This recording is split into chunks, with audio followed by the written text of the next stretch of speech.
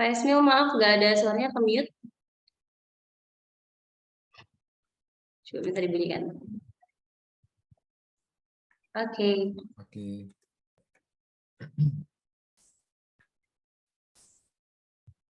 Oke, teman-teman, kita lanjutkan materi kita hari ini.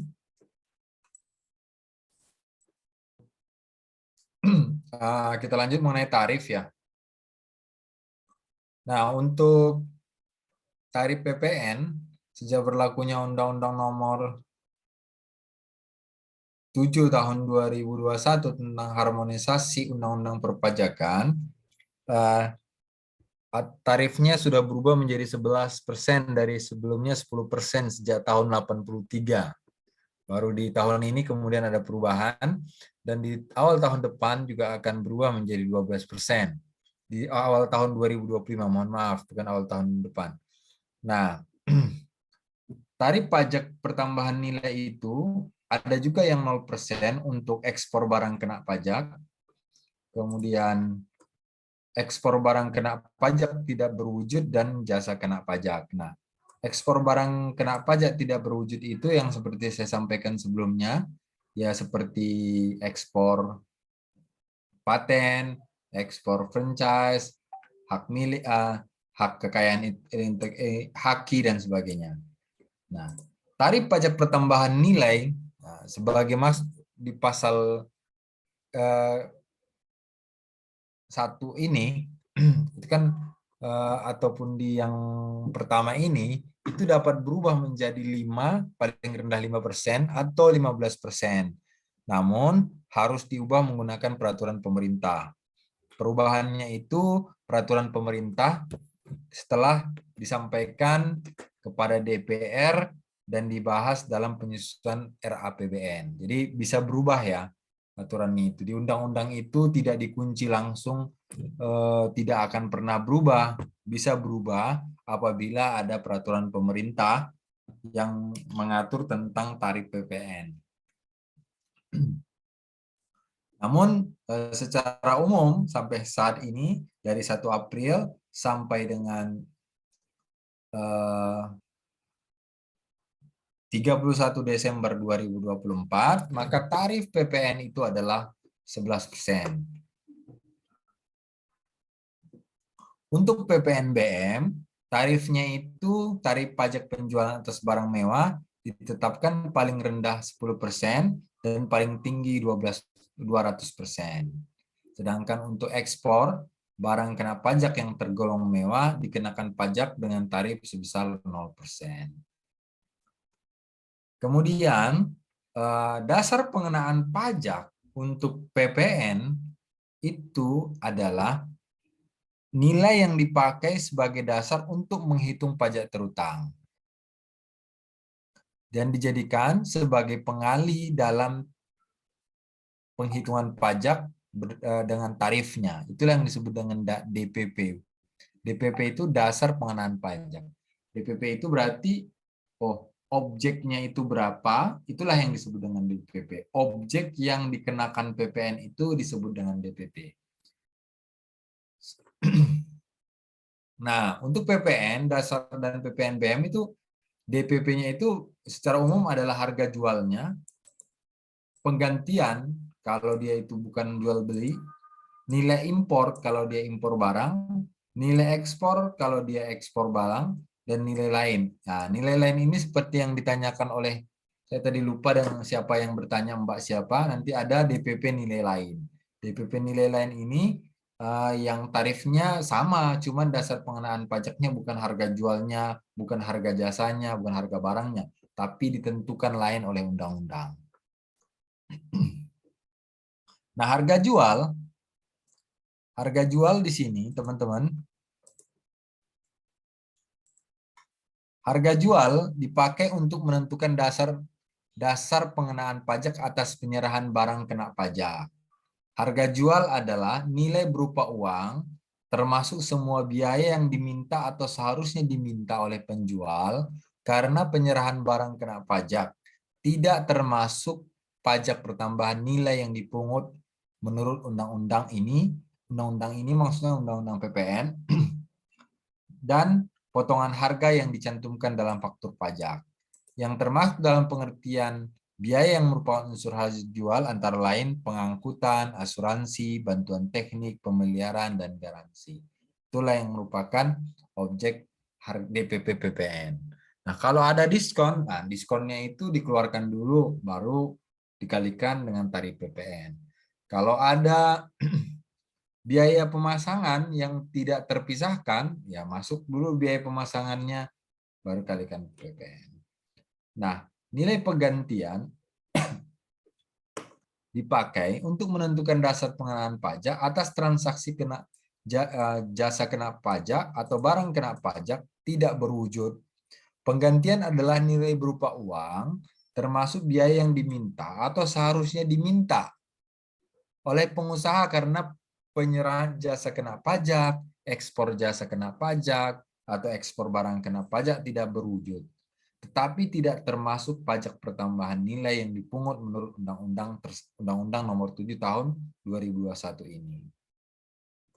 Nah, dan tidak termasuk juga potongan harga yang dicantumkan dalam faktur pajak atau nilai berupa uang yang dibayarkan atau seharusnya dibayarkan oleh penerima jasa karena pemanfaatan jasa kena pajak atau oleh penerima manfaat barang kena pajak tidak berwujud karena permanfaatan barang kena pajak tidak berwujud dari luar daerah pabean ke dalam daerah pabean.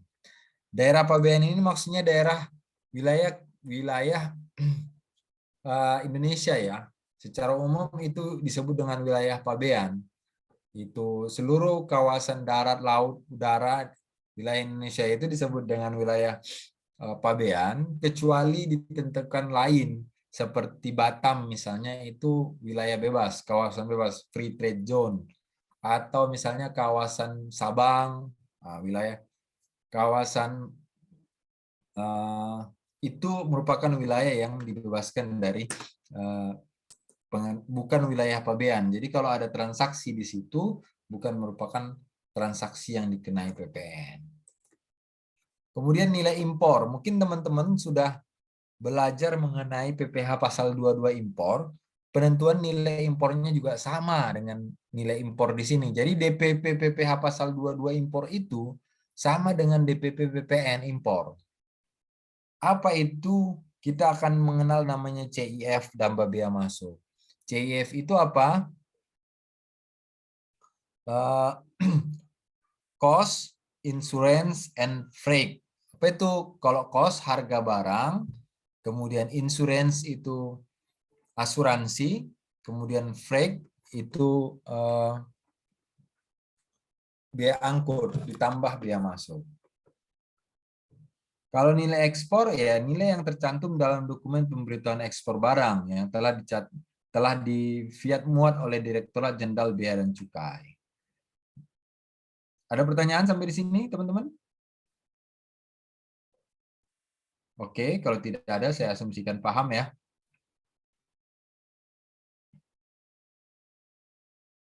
Nah, nilai lain adalah nilai berupa uang yang ditetapkan sebagai dasar pengenaan pajak untuk transaksi tertentu. Contoh transaksi menggunakan nilai lain yang ditetapkan oleh Menteri Keuangan itu seperti pemakaian untuk pemakaian sendiri. Nah, itu menggunakan nilai lain. Kemudian untuk pemberian cuma-cuma itu juga dengan nilai lain kemudian untuk penyeroan film cerita atau perkiraan hasil rata-rata per judul film. Untuk penyerahan produk hasil tembakau sebagai harga jual eceran, PPN menggunakan tarif efektif 9,1% dikalikan harga jual eceran, yaitu harga yang tercantum pada pita cukai. Untuk barang kena pajak berupa persediaan atau aktiva yang tujuan semula tidak untuk diperjualbelikan yang masih tersisa pada pembubaran perusahaan, maka nilainya yang digunakan adalah harga pasar wajar.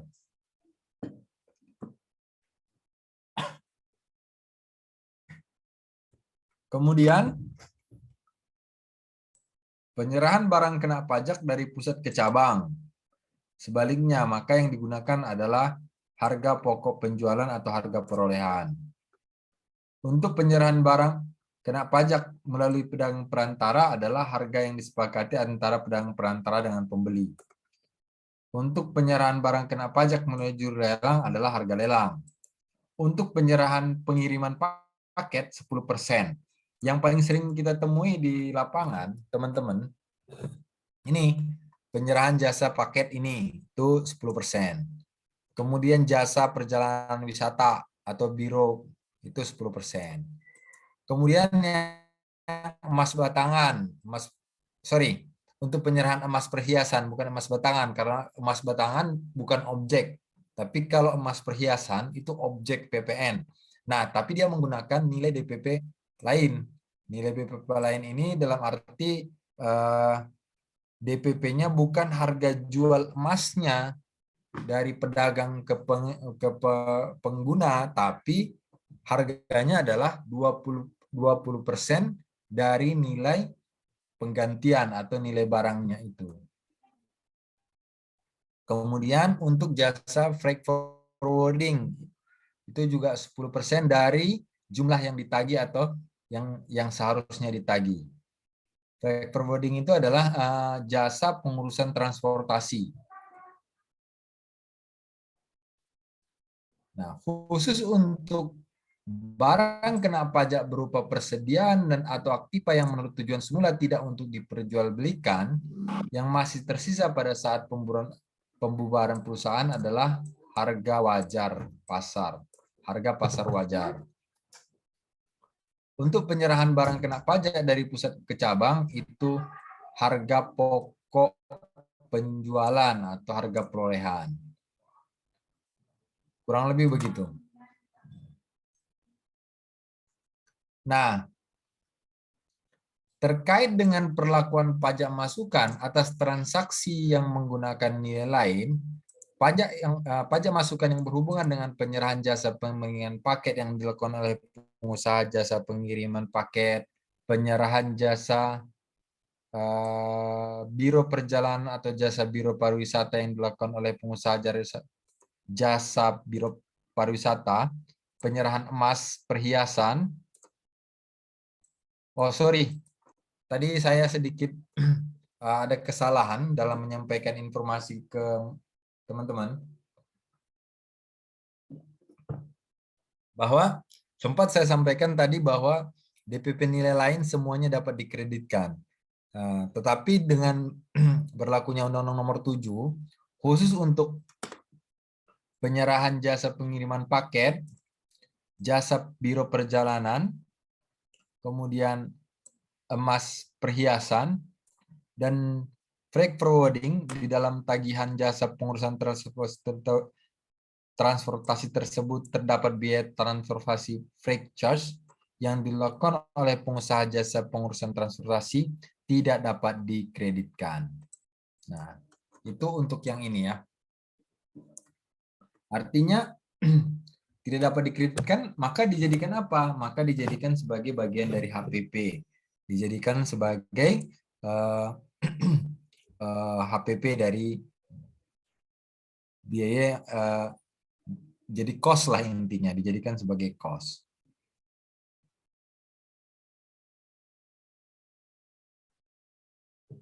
Untuk film cerita impor, nilai lain yang digunakan DPP-nya adalah sebesar 12 juta per kopi film cerita impor.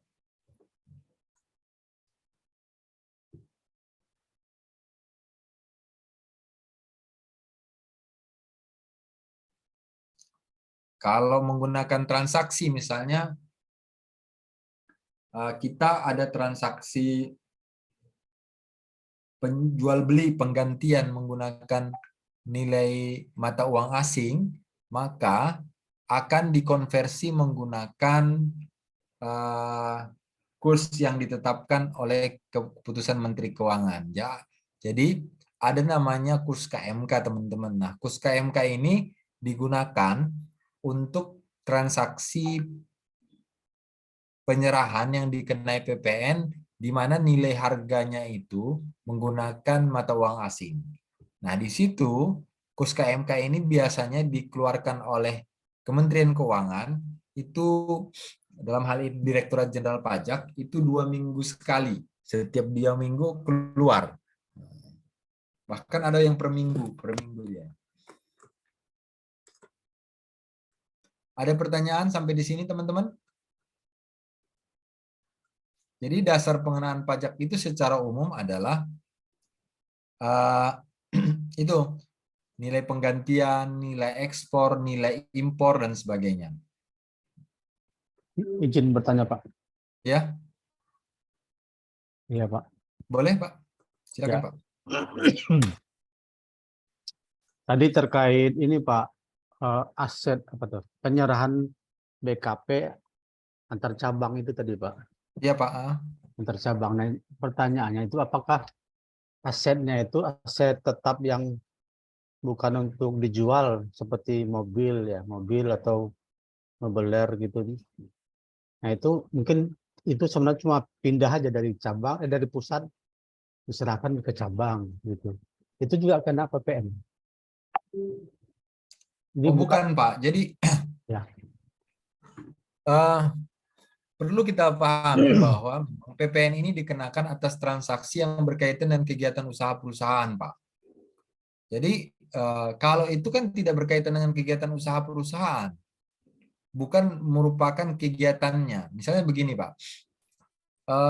Ada kantor pusat menyerahkan mobil sebagai inventaris di kantor cabang gitu maksud Bapak kan?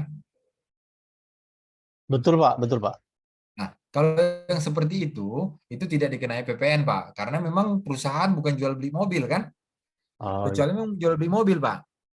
oke, oke, Pak. Yang kita maksud dengan penyerahan dari kantor pusat ke cabang itu yang seperti itu. Misalnya perusahaan Enseval di Jakarta itu ada Enseval di Bogor.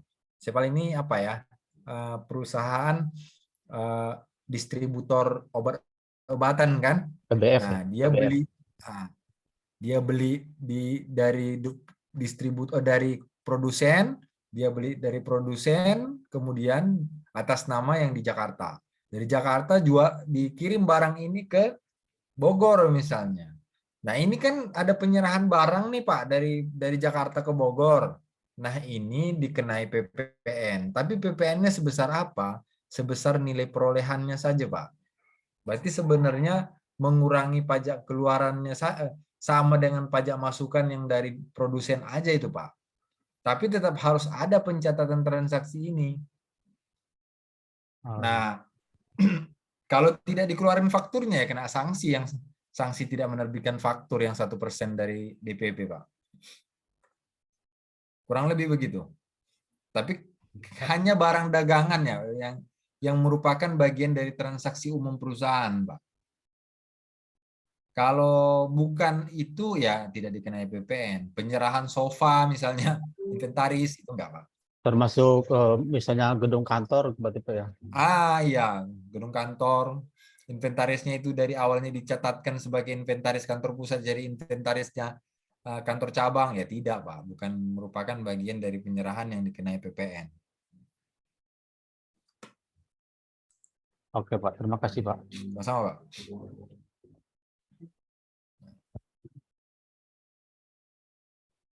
Nah, kalau untuk penyerahan atas nilai pajak pertambahan nilai atas penyerahan tembakau, ini ada sedikit perubahan PMK di tahun 2022. Itu latar belakangnya diubah undang-undangnya karena ada perubahan tarif dan selain itu ini tembakau ini menggunakan nilai DPP nilai lain. Jadi hasil tembakau ini adalah hasil yang meliputi ya kita lihatlah bisa sigaret, cerutu, rokok, daun, tembakau iris dan sejenisnya, rokok elektrik. Nah, jadi definisi pengusaha pabrik hasil tembakau adalah orang pribadi atau badan yang mengusahakan pabrik hasil tembakau dan memenuhi persyaratan sebagai pengusaha pabrik sesuai dengan ketentuan peraturan perundang-undangan di bidang cukai. yaitu mengeluarkan orang atau barang, importir, orang atau badan hukum yang memasukkan barang kena cukai berupa tembakau ke dalam daerah pembayaran. Kalau ekspor, yang mengeluarkannya. Pengusaha penyalur tembakau yaitu orang pribadi atau badan yang menyerahkan atau menjual hasil tembakau termasuk menjual secara eceran kepada konsumen akhir. Harga jual eceran, harga yang ditetapkan sebagai dasar penghitungan besarnya cukai. Nah, objek PPN-nya itu adalah penyerahan hasil tembakau di dalam negeri maupun di luar negeri importir. Yang dibuat di luar negeri itu importir, yang dibuat di dalam negeri produsen. Jadi dalam hal PPN atas hasil tembakau yang dibuat di luar negeri telah dilunasi, atas impor hasil tembakau yang dibuat di luar negeri dimaksud tidak dikenai PPN impor. Atas impor hasil tembakau yang memperoleh fasilitas cukai tidak dipungut atau di pembebasan cukai dikenai PPN impor sesuai dengan ketentuan peraturan perundang-undangan di bidang perpajakan. Jadi atas penyerahan hasil tembakau itu dikenai PPN menggunakan DPP nilai lain dengan formula DPP-nya 100 dibagi 100 tambah harga angka pada PPN yang berlaku yaitu 11% dikali dengan HJE harga jual eceran. Kurang lebih itu 9,1% dari nilai yang sebenarnya. 9,9% dari harga jual eceran. Jadi kalau kita lihat kurang lebih untuk PPN tembakau itu mulai berlaku 1 April 2022 itu 9,9% dari harga jual eceran. Kalau untuk 1 Januari 2025 itu 10,7% kali harga jual eceran. Ini mungkin bisa teman-teman baca nanti karena memang waktu kita juga tidak banyak kan. Nah, contoh ini sebagai contoh. Langsung ke contoh saja. Pada tanggal 11 Mei 2022, PT XYZ sebagai produsen hasil tembakau melakukan pemesanan pita cukai hasil tembakau atas hasil produksinya berupa sigaret kretek mesin golongan 2 dengan merek PQR sebanyak 1 juta bungkus. Setiap bungkus PQR berisi 16 batang sigaret kretek mesin golongan 2. Jika harga jual eceran sigaret kretek mesin golongan 2 ditetapkan sebesar Rp1.140 per batang dan PPN yang berlaku sebesar 11%, pajak pertambahan nilai terutang atas penyerahan hasil tembakau dari kegiatan PT XYZ tersebut dihitung dengan cara sebagai berikut. Berarti harga jual ecerannya kan tadi 1.140 kali 16 batang per bungkus kali jumlah bungkusnya itu sebesar 1 juta bungkus. Maka harga jual ecerannya adalah 18.240 juta. Nah, bagaimana PPN-nya? PPN terutang hasil tembakau dihitung dengan hitung sebesar 9,9% kali 18 miliar. Maka 1,8 miliar 5.760 rupiah. Kurang lebih begini penghitungannya. Nah, kita lihat contoh kedua nih. Contoh kedua pada tanggal 14 Februari 2005, ini bedanya sebenarnya hanya di tarifnya saja. Kalau awalnya tadi itu 9,9% sampai dari 1 April 2022 sampai 31 Desember 2024 itu 9,9%. Khusus untuk harga jual eceran tembakau. Tapi kalau untuk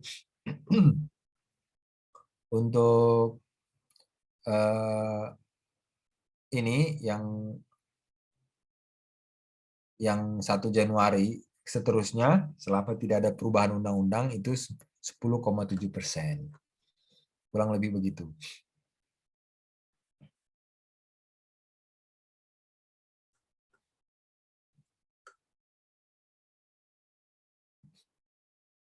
Nah, uniknya untuk PPN hasil penyerahan hasil tembakau ini itu hanya dikenakan sekali saja. Jadi kalau tidak dikenakan setiap jalur distribusi, dia hanya dikenakan mekanisme pemungutannya saat terutangnya itu penyerahannya itu pada saat penyerahan satu kali saja oleh produsen atau importir pada saat memasukkan barang dari luar negeri ke Indonesia.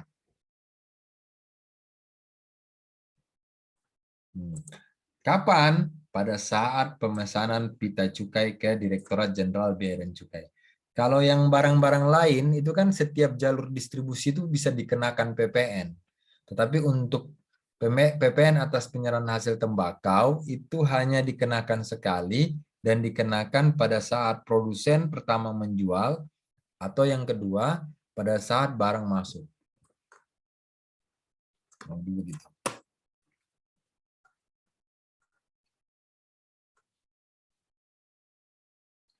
Nah,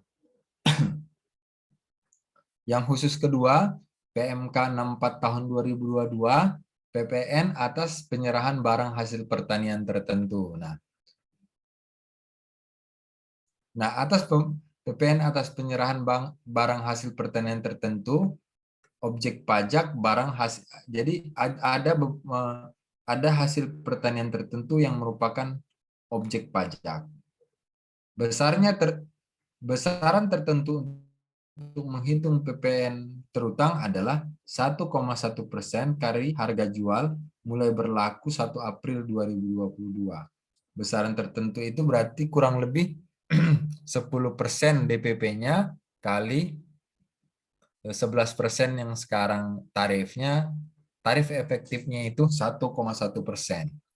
Begitu juga dengan setelah 1 Januari 2025 harganya tarifnya berubah menjadi 1,2%. Karena tarif PPN secara umum sejak 1 Januari 2025 itu sebesar 12%. Jadi bagaimana ketentuan khususnya? Ketentuan penggunaan besaran tertentu, pengusaha kena pajak yang dalam penyerahannya menggunakan besaran tertentu untuk memungut dan menyetorkan PPN terutang harus menyampaikan pemberitahuan kepada Kepala KPP tempat dikukuhkan. Pemberitahuan disampaikan paling lambat saat batas waktu penyampaian SPT masa PPN, masa pajak pertama dimulainya penggunaan besaran tertentu PPN terutang atas penyerahan hasil tertentu tersebut.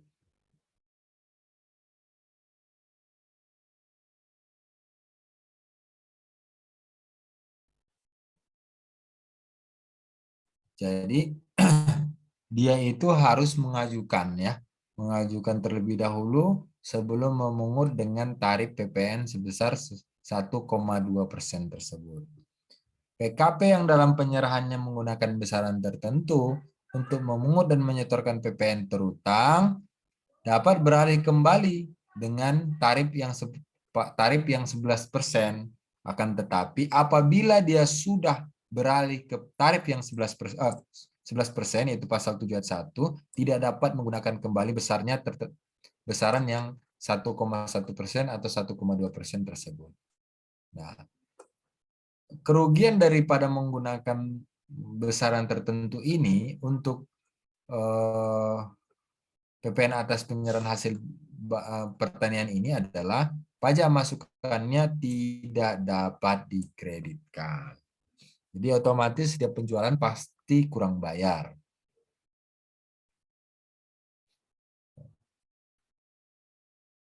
Jadi PKP yang dalam penyerahannya menggunakan besaran tertentu untuk memungut dan menyetorkan PPN yang terutang wajib membuat faktur pajak. Nah, besaran tertentu untuk pemungut menyetorkan PPN yang terutang wajib membuat faktur pajak dengan seri kode 03 diterbitkan oleh PKP yang melakukan penyerahan BKP barang hasil pertanian tertentu kepada pemungut PPN selain instansi pemerintah.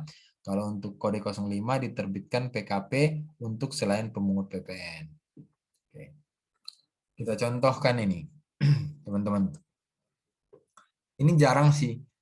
Pada tanggal 6 Mei 2022, PT Hindogula Jaya yang memilih untuk menggunakan besaran tertentu melakukan penyerahan batang tebu sebanyak 70 ton ke perusahaan-perusahaan gula. Apabila harga per tonnya adalah 720.000, berapakah PPN terutang atas penyerahan barang batang tebu tersebut? Berdasarkan PMK ini, maka PPN barang hasil pertanian tertentu adalah 1,1% kali harga jual. Maka 1,1% kali 70 ton kali 720.000 per ton, maka dapatlah 554.400.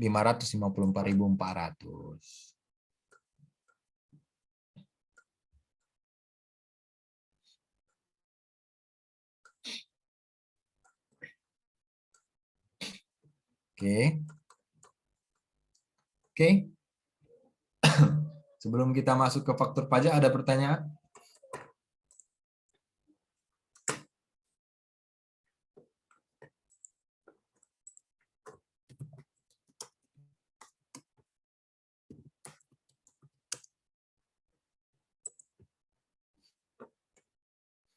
Apa itu tadi barang hasil pertanian tertentu? Itu teman-teman adalah beras, gabah, jagung, sagu, dan kedelai.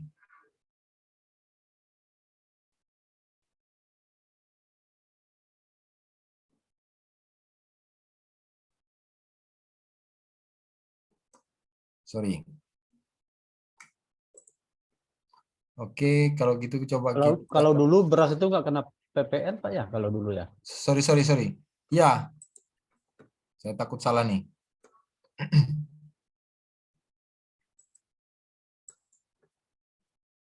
Saya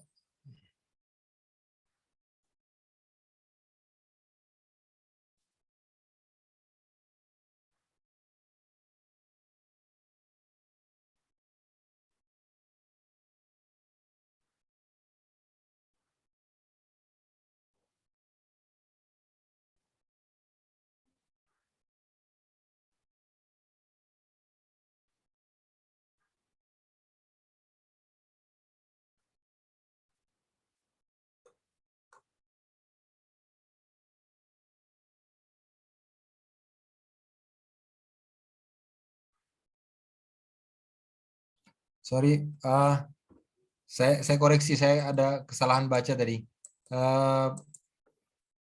Yang dimaksud dengan objek hasil pertanian tertentu itu atau BHTP itu antaranya adalah cangkang dan tempurung kelapa sawit, kemudian biji kakao kering, biji kopi sangrai, kacang mete, sekam, kelopot jagung. Nah, jadi hanya itu aja sih sebenarnya. Kalau yang tadi yang kedelai, beras itu bukan sebenarnya objek, tapi dibebaskan oleh PPN-nya, dibebaskan berdasarkan Undang-Undang PPN.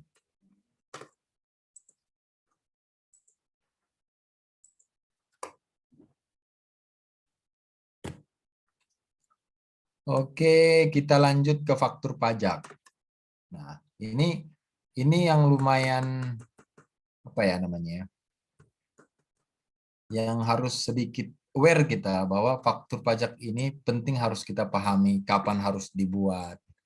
Kemudian tanggalnya harus sama dengan tanggal transaksi dan sebagainya. Apa itu faktur pajak? Faktur pajak adalah bukti pungutan pajak yang dibuat oleh pengusaha kena pajak yang melakukan penyerahan barang kena pajak atau jasa kena pajak. Nah,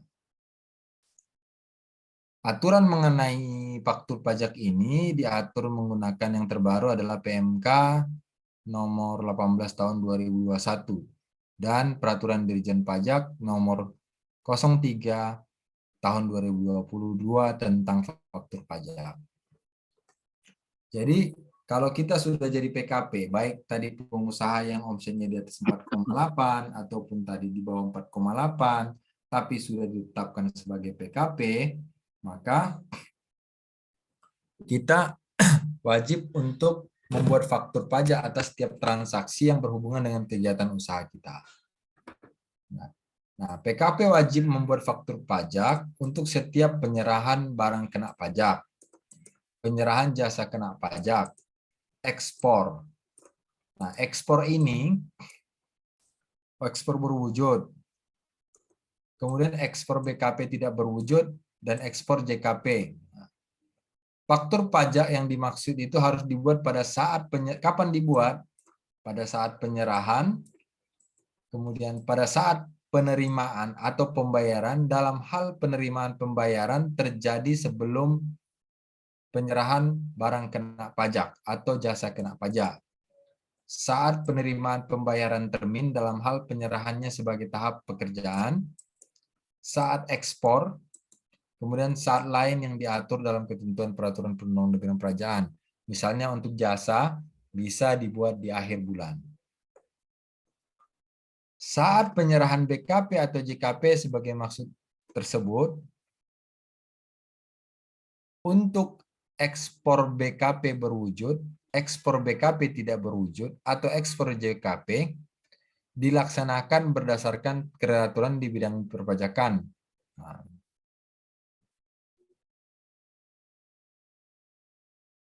Nah, dikecualikan dalam pembuatan faktur itu apabila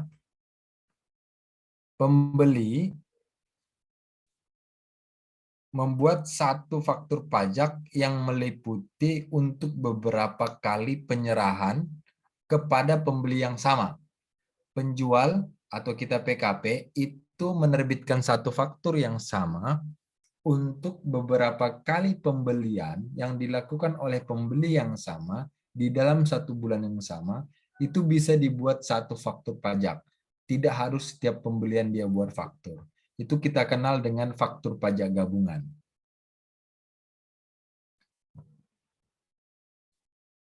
Kapan dibuat faktur pajak gabungan ini? Paling lama akhir bulan saat penyerahan.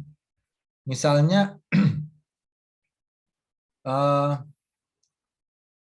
PTA menjual barang kepada PTB pada bulan November 2022. Di tanggal 1, tanggal 5, tanggal 10, tanggal 15, tanggal 25. Kapan dia harus buat faktur pajak? Boleh di setiap penjualan itu. Tanggal 1, tanggal 10, tanggal 5, tanggal 15, tanggal 25 tadi, dia boleh buat faktur di setiap transaksi itu.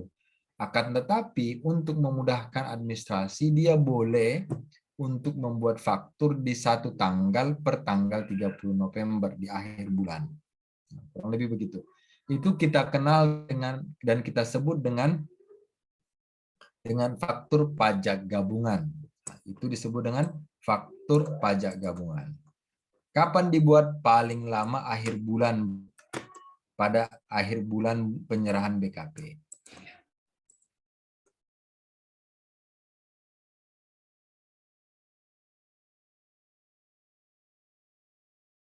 Dalam hal terdapat pembayaran, baik sebahagian maupun seluruhnya, sebelum penyerahan BKP atau JKP yang diterima dalam bulan penyerahan, faktur pajak gabungan tetap dapat dibuat paling lama pada akhir bulan penyerahan. Kalau dia pembayaran terlebih dahulu daripada penyerahan barang.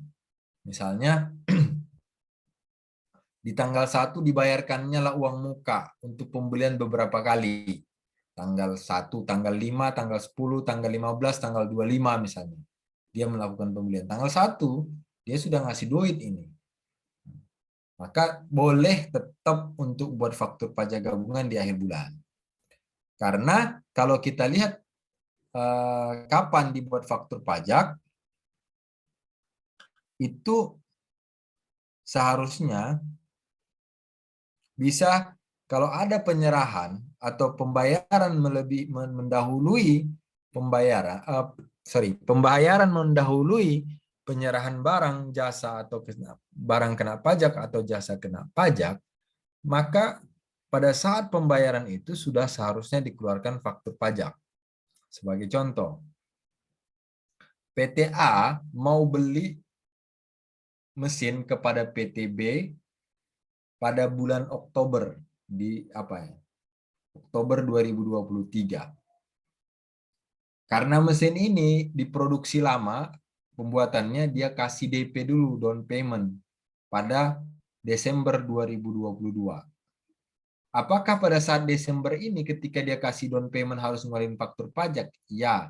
Jadi kalau ada pembayaran yang mendahului penyerahan waktu penyerahan barang dan jasa, maka pada saat pembayaran ini dikeluarkanlah faktur pajak. Pada saat Desember nanti misalnya, pada Oktober 2023 nantinya keluar barang diserahkan, maka pada saat itu terbitlah faktur pajak lagi untuk sisanya. Sisa barangnya itu. Nanti di sana ada pembuatan faktur pajak down payment namanya.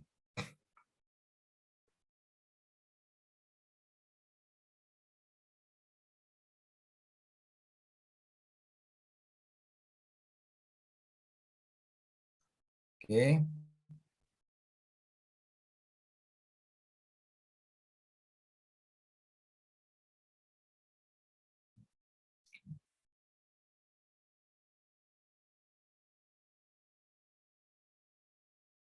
Nah, ini yang saya jelaskan tadi, penyerahan BKP atau JKP kepada pembeli BKP atau penerima JKP dengan karakteristik konsumen akhir, maka merupakan penyerahan yang dilakukan secara eceran.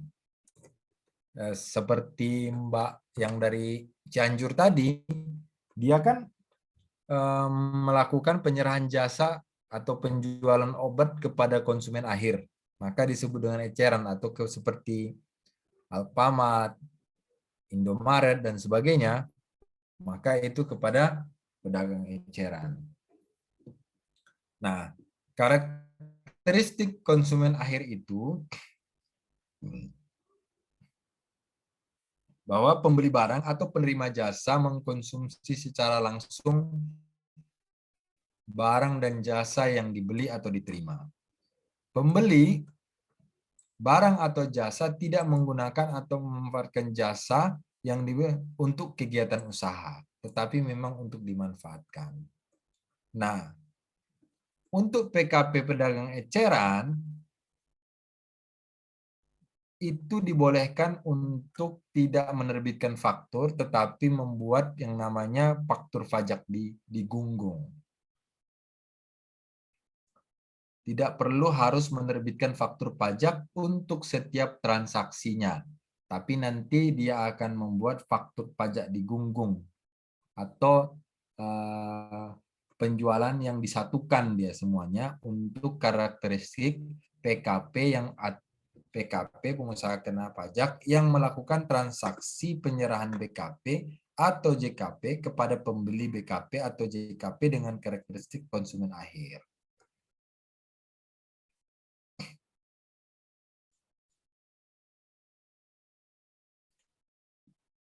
Maka dia cukup biasanya itu membuat, dulu namanya ada faktur pajak sederhana, sebenarnya bukan faktur pajak sederhana, dia hanya seperti nota aja kan, yang nota penjualan biasa yang dia serahkan kepada pembeli, seperti yang kita terima di Alfamart, Indomaret dan sebagainya.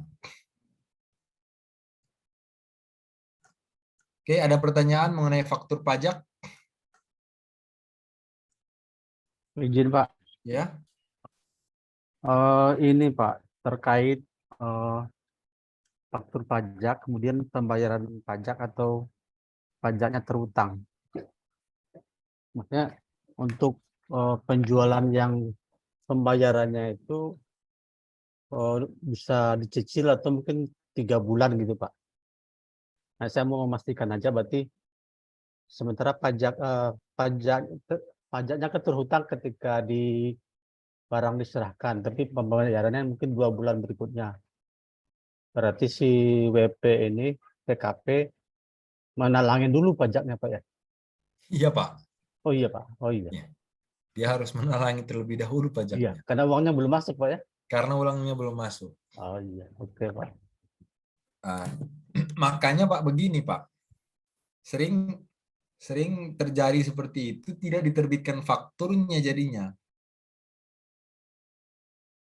walaupun salah, tapi sebenarnya bisa diakalin apabila dokumen-dokumennya dan yang menunjukkan misalnya gini, invoice-nya tanggalnya bukan tanggalnya ya tanggal pada saat pembayaran jadinya Pak. Oh, Dokumen pengeluaran serah terima barangnya juga pada saat itu. Padahal udah diserahkan dari kapan-kapan dokumennya apanya kan? Barangnya. Misal serah terima barangnya tanggalnya pada saat pembayaran dan sebagainya. Kalau terutang seperti itu ya harus ditalangin dulu sama si penjual PPN-nya Pak. atau bisa diakalin gitu tanggal faktur pajak atau tanggal invoice-nya dibikin saat pembayaran, walaupun barangnya sudah serahkan 2 bulan sebelumnya misalnya. Bisa saja asalkan tidak ketahuan Pak. Jadi kalau ketahuan kan itu kan menerbitkan faktur pada saat yang tidak sebenarnya jadinya Pak. Kena sanksi juga 1% dari DPP. Kalau diperiksa. Makanya mungkin di lapangan, mungkin ya Pak. Itu ada yang membuat seperti itu, tapi dokumen penyerahan barangnya itu juga, dokumen bongkar muatnya, itu tanggalnya jadi disamakan pada saat pembuatan faktur. Kan dokumen itu kan bisa dibuatkan sama oleh pengusahanya sendiri kan Pak. Oh iya. Biasanya begitu akhirnya. Tapi saya secara praktik kurang paham lah nanti. Karena itu akan menimbulkan risiko di internal kontrolnya kan. Barang sudah keluar tapi dokumen penentuan barangnya keluarnya itu nanti kapan gitu. Karena bisa saja ketika di suatu periksa di sampling invoice-nya kapan, barangnya keluar kapan dan sebagainya kapan kan. Kalau beda invoice keluar barangnya sama, ya penyerahannya kan sudah terjadi. Dasar faktur pajak itu pada saat penyerahan, kapan penyerahannya. Sederhana aja sebenarnya kapan faktur ini pada saat penyerahan barang. Kalau tidak pada saat pembayaran. Kalau pembayaran maka apabila pembayaran mendahului penyerahan barang, maka pada saat pembayaran sudah keluar faktur. Ada namanya down payment. Atau pada saat termin-termin, ada pembayaran invoice untuk termin-termin. Misalnya pelaksanaan konstruksi yang kegiatannya itu multi years lah gitu ya. Maka dia setiap bulan setiap ada invoice ya di situ dikeluarkan faktur. Nah, faktur ini kita minta ke Direktorat Jenderal Pajak. Tanggal faktur itu paling cepat pada saat tanggal faktur itu diminta menggunakan Innova, elektronik faktur pajak itu Innova. Jadi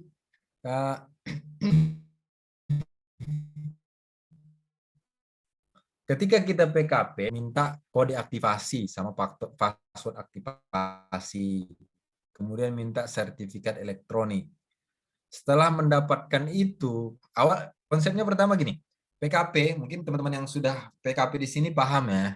Di wajib pajak mendaftarkan diri jadi seorang pengusaha kena pajak. Setelah itu dia meminta sertifikat kode aktivasi sama password aktivasi yang dikirim ke email. Habis itu dia minta namanya sertifikat elektronik, pengganti tanda tangan elektronik. Nah, setelah dia minta sertifikat elektronik, dia mengajukan namanya permintaan faktur pajak ke Direktorat Jenderal Pajak menggunakan web Innova.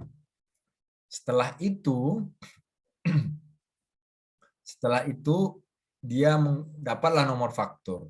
Nomor faktur ini dia gunakan untuk membuat faktur pada saat penerbitan faktur pajak atas transaksinya. Kelihatannya memang agak ribet, tapi sebenarnya setelah dilakukan tidak ribet. Nah, seperti itu.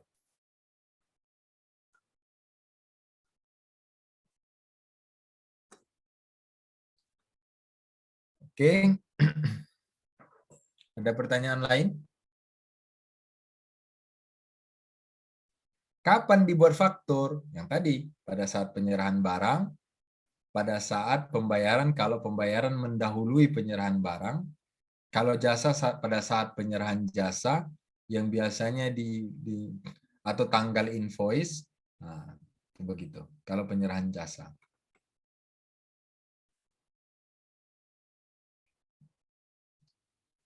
Oke, kita lanjutkan ke materi penghitungan PPN. Secara umum, mekanisme penghitungan PPN itu adalah penjual melakukan pemungutan atau menerbitkan melakukan pemungutan pajak, menerbitkan faktur pajak, kemudian faktur pajak tersebut merupakan faktur pajak keluaran. Pembeli akan membayar PPN kepada si penjual. Faktur pajak yang diterbitkan oleh penjual merupakan faktur pajak masukan. Jadi kalau faktur pajak keluaran lebih besar daripada faktur pajak masukan, maka PPN-nya kurang bayar. Maka harus di-store ke kas negara. Kapan di-store? Paling lambat akhir bulan berikutnya, sebelum SPT masa dilaporkan. Jadi kalau bulan November, paling lambat kapan di-store ke kas negara? Tanggal 31 Desember. Sebelum penyampaian SPT. Intinya sebelum menyampaikan SPT, PPN-nya harus dibayar. SPT kapan dilaporkan? Ya, paling lambat tanggal 31 Desember juga, akhir bulan. Jika pajak keluaran lebih kecil daripada pajak masukan, maka itu PPN-nya lebih bayar. Kalau lebih bayar, boleh dikompensasi seperti Excel yang saya buat tadi. Yang ini.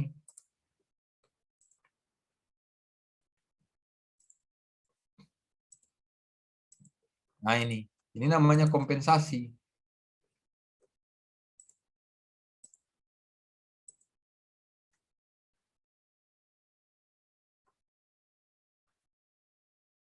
Ini kan lebih bayar ini dikompensasikan ke sini. Sorry, ke sini. Lebih bayar dari ini dikompensasi ke sini. Ini namanya kompensasi.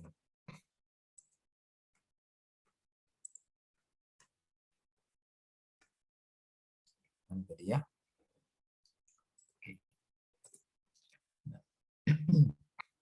Nah, kecuali ada yang langsung dilakukan pengembalian pendahuluan untuk PKP pasal 9 ayat 4B. Nah, itu bisa.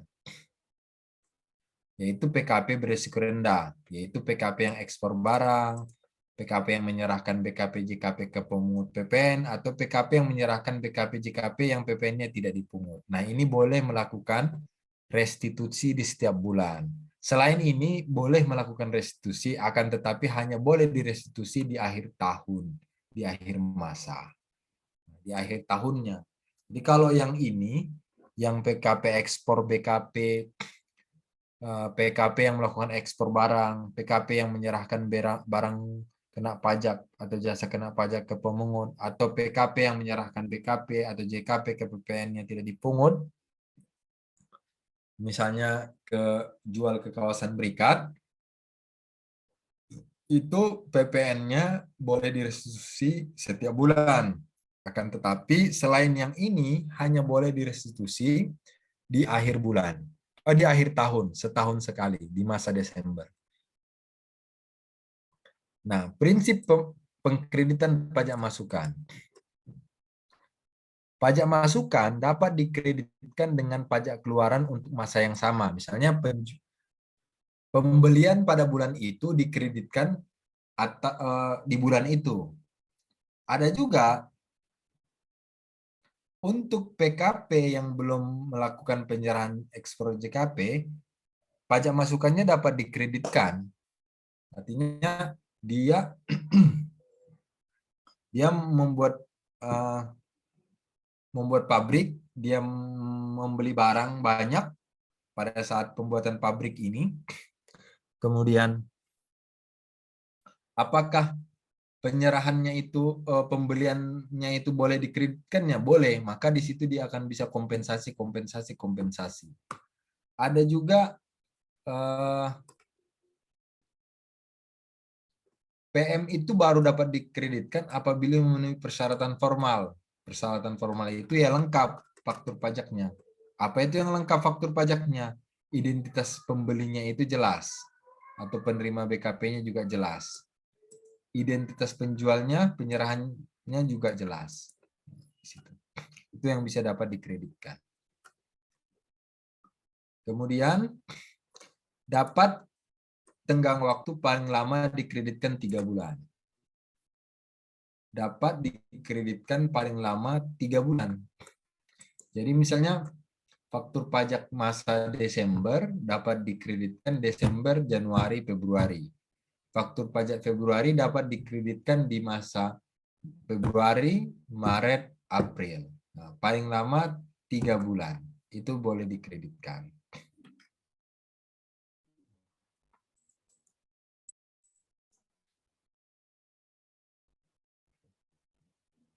Nah, ini yang saya jelaskan.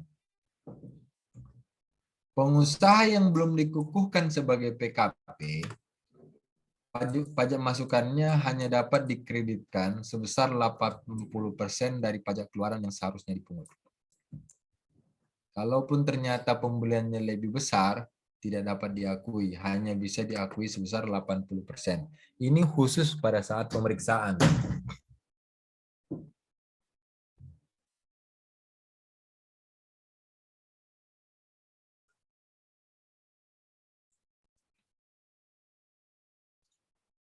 Oke. Ada yang ditanya sampai di sini?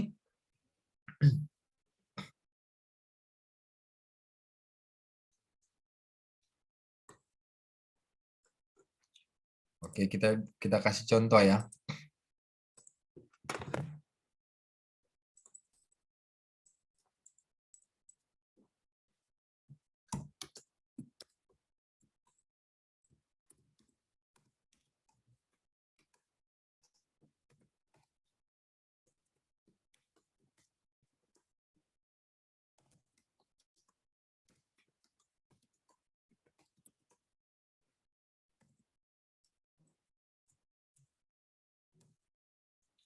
Misalnya PT ABC melakukan pembangunan gedung dengan nilai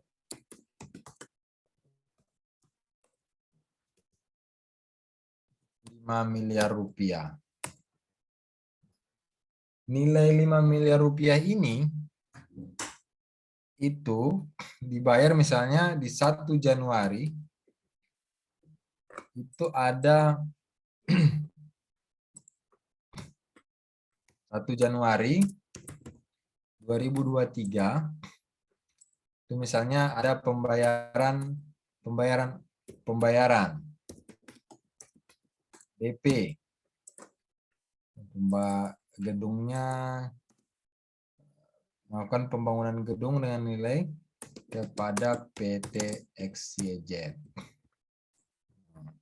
Ada pembayaran DP sebesar 100 juta. Pada saat kemudian Pak, belum terlihat, Pak. oh, belum terlihat. Iya, Pak. Nah. Kalau ini sudah? Izin, apakah sudah terlihat? Excel ya, Pak? Sudah, Pak. Sudah, Pak. Excel Sudah, ya? Pak. Iya, oke. Udah, Pak. Nah, kemudian di 1 Maret ada pembayaran termin pertama. Pembayaran termin pertama sebesar 300 juta rupiah. Kemudian di tanggal 1 Juni ada pembayaran termin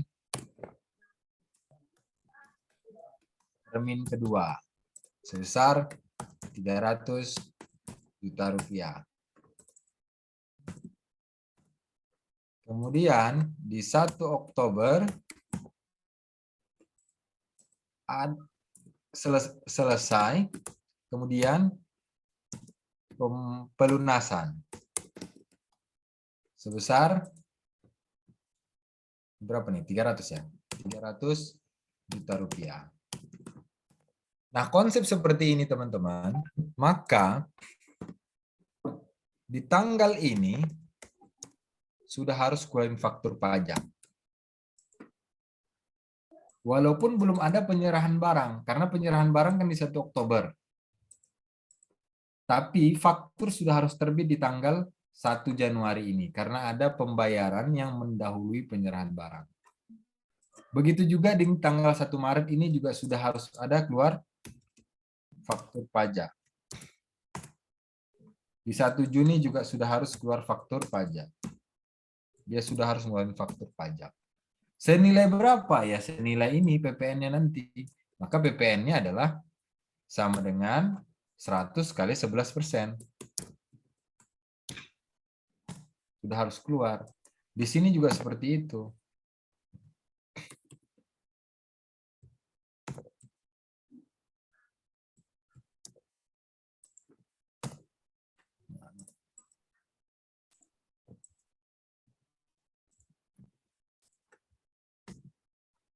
Bagaimana kalau misalnya ternyata barang baru diserahkan di 1 Desember? Penyerahan. Apakah harus keluar faktur pajak? Oh tidak, karena faktur pajaknya sudah ada pelunasan di Oktober. Jadi di sini pada saat penyerahan tidak ada lagi pembuatan faktur pajak. Karena faktur pajaknya sudah faktur pajak sudah diterbitkan penuh di 1 Oktober 2023. Kurang lebih begitu untuk faktur ini. Jadi intinya teman-teman harus ngulain faktur itu pada saat penyerahan atau pada saat pembayaran yang mendahului penyerahan.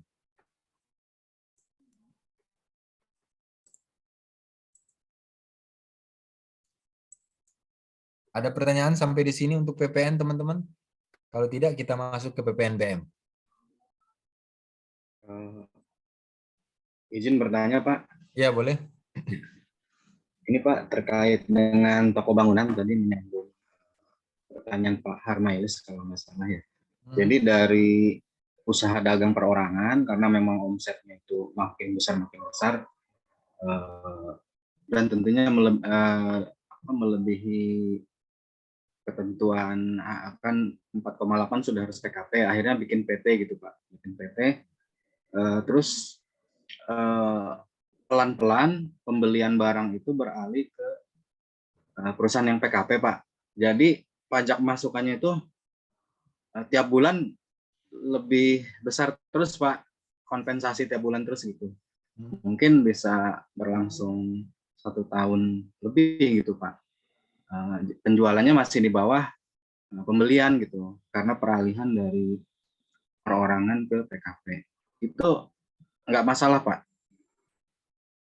dari sisi itunya Pak, pelaporan fakturnya karena lebih bayar terus gitu. Kalau memang kondisinya itu memang real, itu tidak ada masalah.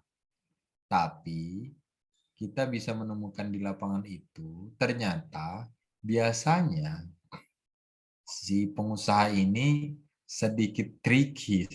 Kenapa sedikit tricky? Pembeliannya dia menggunakan NPWP perusahaan yang CV-nya, dia jual menggunakan NPWP pribadi, benar ya? Akibatnya kurang bayar, lebih bayar terus.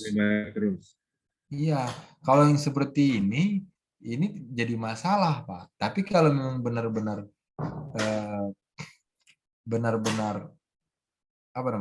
benar-benar cut off, seharusnya tidak terjadi seperti itu Pak. Saya yakin tidak akan selama itu sampai setahun. Bolehlah misalnya kita beli barang dagangan untuk berapa bulan penjualan. Oke, berarti di bulan-bulan awal itu pasti lebih bayar. Misalnya kita beli keramik kan, keramik nih sekalian beli 1 miliar misalnya. omset kita per bulan 300 juta, otomatis kan di bulan pertama, bulan kedua, bulan ketiga, itu PPN-nya kurang bayar, lebih bayar, kompensasi terus. Ya. Yang jadi masalah adalah saya khawatir karena konsep ini peralihan, barangnya campur nih. Mana barang CV, mana barang OP, ya yang dia beli pakai faktur pajaknya, faktur pajak masukannya pakai CV, dia jual atas nama perusahaan orang pribadinya. Nah, ini kacau jadinya nanti. Ya. Nah, itu akhirnya nanti kok aneh ya gitu. Apalagi kalau memang benar-benar peralihan, kalau orang pajak mikir, oh kalau peralihan seharusnya ada penanaman modal awal. Kan kalau menggunakan akuntansi yang benar, Pak, yang benar kan. Ini yang benar ya. Tapi kan biasanya kita tricky ya. Yang benar, oh ini sudah kita ganti nih. Orang pribadi nggak jual lagi. Oh maka kita lakukan namanya stock of name. Kita hitung ini barang dagangan awal yang atas nama perusahaan. Oh nilainya 2 miliar. Jadikan sebagai modal dasar di CV. Benar ya Bang ya? Iya, iya. Nah, modal dasar di CV. Maka seluruh modal ini dibuat jadi CV. Nah ini yang nggak mau perusahaan biasanya. Dan karena kalau langsung seperti itu, ketika dia melakukan penjualan padahal CV-nya sudah PKP, tidak ada pajak masukannya. Dia jual ada pajak keluaran, benar kan Pak? Iya. Rugi dia. Makanya memang bagusan cut off. Cut off-nya gimana ya? Barang OP jual dulu semua, barangnya perusahaan yang ada pajak masukannya jual dengan, kalaupun berbarengan, seharusnya memisahkan mana barang orang pribadi, mana barang CV. Karena ada resiko nanti kecurigaan jadinya. Oh dia beli Ya. barang menggunakan PT tapi jual menggunakan OP. Makanya dia LB terus ini. Mana ada kita beli Terus. barang terus kemudian penjualannya tidak menutupi gitu Bang. Itu kan logis tuh. Iya. Iya. Itu biasanya begitu Pak. Siap, siap. Menjawab ya Pak ya? Ya, terima kasih Pak. Ya. Agak hati-hati Pak tuh. Kalau memang udah kejadian, secepatnya lah diperbaiki sebelum notis orang pajaknya paham gitu. Siap. Baik Nah, Pak. karena Terima bisa-bisa kasih, kita Pak. periksa aja lah ini gitu nanti. Jadi ribet loh, Pak. Baru buka PCP udah jadi diperiksa. Iya, iya. Siap Pak. Terima kasih Pak. Maaf Pak, berarti Pak kalau kita buat faktur pajak keluaran itu Pak, kalau misalkan statusnya itu kita pergunakan lebih bayar terus Pak, terus dalam 1 tahun itu kita nggak ada kurang bayarnya Pak, itu kemungkinan diperiksanya ada ya Pak ya? Ada Pak, karena ada namanya RTLB, rugi tidak lebih bayar, kompensasi. Tapi Pak, bagaimana Pak kalau misalkan ketika kita sudah memanfaatkan PPN tersebut Pak, misalkan statusnya lebih bayar terus Pak, sampai nilai PPN-nya itu habis Pak, terus kita bikin PPN nihil Pak, apakah itu bisa dibenarkan ya Pak ya? Dibenarkan. Yang jadi masalah tadi kan petugas pajak juga kan punya apa namanya ya, professional skepticism ya, artinya dia akan skeptis melihat laporannya berdasarkan ini bisnisnya apa sih gitu. Nah, kalau bisnisnya misalnya adalah perusahaan-perusahaan yang turnover-nya itu lambat, ya itu memungkinkan sih lebih dari setahun dia kurang lebih bayar terus. Tapi kalau turnover-nya tinggi, LB terus, itu kan jadi pertanyaan, Pak.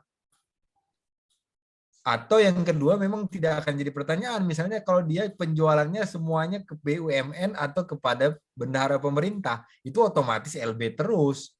Dan dia berhak untuk mengajukan pengembalian pendahuluan setiap bulan, itu nggak ada masalah. Yang jadi masalah misalnya tadi jual keramik ya, jual keramik, dia bangun perusahaan tapi LB terus sampai 2 tahun kan, ini sebesar apa sih gudangnya, dia beli terus, tapi jualnya tidak melebihi barang yang dia jual, yang dia beli. Kan aneh, Pak. Dia beli per bulan 600 juta, dia jual 400 juta. Beli 600, jual lagi 400.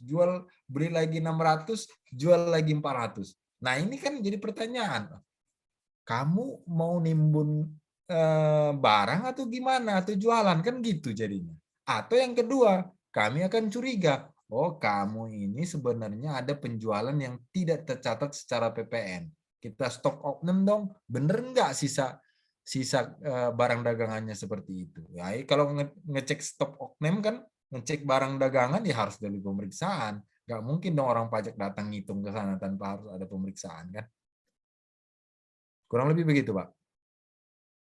Tergantung kondisinya. Kalau dia eksportir udah pasti LB terus. Atau dia jual ke pemerintah atau BUMN, itu udah pasti LB terus. Itu hal-hal yang memang lumrah biasa. Oh, ini perusahaan apa? Dia perusahaan yang selalu menyerahkan barang kepada BUMN misalnya. Transaksinya kepada PTP atau transaksinya kepada PLN terus. Ya pasti LB. Nah, tapi kalau yang normal-normal saja tapi LB terus, ya jadi pertanyaan, Pak. Kurang lebih begitu. Oke, masih ada pertanyaan lain?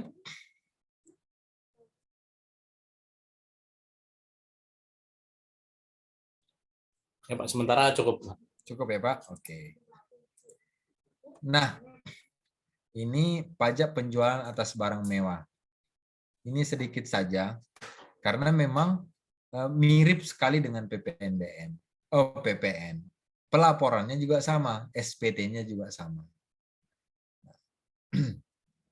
Cuman tidak perlu mengeluarkan PPNBM ini hanya terjadi satu kali saja. Kalau PPN, teman-teman kan produsen jual kepada distributor, ada PPN-nya. Distributor jual kepada pedagang eceran, ada PPN-nya. Pedagang eceran jual kepada konsumen, ada PPN-nya. Namun kalau yang PPNBM ini, penjualan barang ini hanya sekali saja. Ketika barang pertama masuk dari luar Indonesia ke Indonesia atau impor, kena PPNBM. Misalnya importir mobil apa yang mahal ya?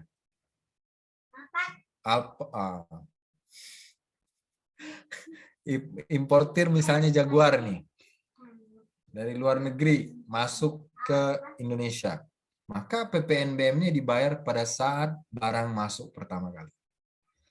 Ketika si importer ini jual ke konsumen di Indonesia, itu tidak dikenai PPNBM lagi. Hanya sekali saja dia bayar. Maka PPNBM itu otomatis menjadi cost dari harga barang. Menjadi HPP. Yang kedua misalnya produsen handphone. Produsen handphone ini, PPNBM ini akan muncul pada saat penjualan awal. Misalnya iPhone. Di mana diproduksi? Produksi misalnya di Cikarang. Pada saat iPhone keluar dijual pertama kepada Erafone, nah disitulah pertama PPNBM-nya muncul. PPN-nya ada juga. PPN ada, PPNBM ada. Ketika Erafone jual kepada kita sebagai konsumen, itu tidak ada lagi PPNBM-nya. Yang ada hanya PPN-nya saja. PPNBM tidak. Di PPN-nya tetap ada, PPNBM tidak. Hanya sekali saja. Pada saat keluar pertama dari produsen atau pada saat barang dimasukkan ke Indonesia. Nah, kenapa sih kalau pertimbangan ini sebenarnya kan ya tergantung pemerintah kenapa dikenai PPNBM barang ini dan barang itu. Akan tetapi ada beberapa yang biasa kita lihat sebagai dasar pertimbangan di undang-undang itu adalah kebijakan PPNBM ini muncul karena perlu keseimbangan pembebanan pajak antara konsumen yang berpenghasilan rendah dengan konsumen yang berpenghasilan tinggi. Kemudian perlu adanya pengendalian pola konsumsi atas barang kena pajak yang tergolong mewah. Misalnya minuman beralkohol itu dimasukkan ke dalam golongan yang dikenai PPNBM. Ya mungkin indikatornya kenapa dimasukkan ke barang dengan PPNBM ya itu tadi untuk mengurangi atau mengendalikan pola konsumsi. Atau misalnya kalau mobil jelas ya karena memang dia orang-orang tertentu yang bisa memiliki walaupun saat ini mobil sudah banyak sekali dimiliki oleh kalangan menengah ke bawah dan sebagainya. Perlu adanya perlindungan terhadap produsen kecil atau tradisional dan untuk perlu mengamankan penerimaan negara. Ini sih salah satunya yang terakhir ini. Perlu mengamankan penerimaan negara. Nah, kriteria barang mewah itu yang biasa digunakan dalam penentuan PPNBM ini yang dikenai PPNBM adalah barang yang bukan merupakan barang kebutuhan pokok, barang yang dikonsumsi oleh masyarakat tertentu, kemudian barang yang pada umumnya dikonsumsi oleh masyarakat berpenghasilan tinggi dan barang yang dikonsumsi untuk menunjukkan status. Jadi pengelompokannya ada dua, ada kendaraan bermotor, ada kendaraan selain kendaraan bermotor.